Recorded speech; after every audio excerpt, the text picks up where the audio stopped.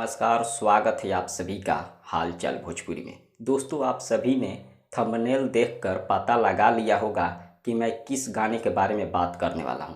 जी हां, आपको बता दें भतीजवा के होली, जो कि खेसारी लाल यादव जी के आवाज़ में अन्नपूर्णा फिल्म से रिलीज किया गया था। अखिलेश कश्यप जी इस गाने को लिखे थे और एक बार फिर अखिलेश कश्यप जी का लिखा हुआ गाना इस साल का सबसे बड़ा गाना बन गया है। जी हाँ, खेसारी लाल यादव जी का होली में एक तरफा राज चलता है। हर साल उनका ही राज चलता है और हर साल सबसे ज़्यादा खेसारी जी का गाना बजता है। और राइटर की बात किया जाए तो अखिलेश कश्यप जी जो भी गाने लिख देते हैं होली में सबसे ज़्यादा बजता है। एक बार फिर से अखिलेश कश्यप जी साबित कर दिए हैं और खेसारी लाल यादव जी साबित कर दिए हैं कि होली में एक तरफा राज खेसारी लाल यादव का चलता है।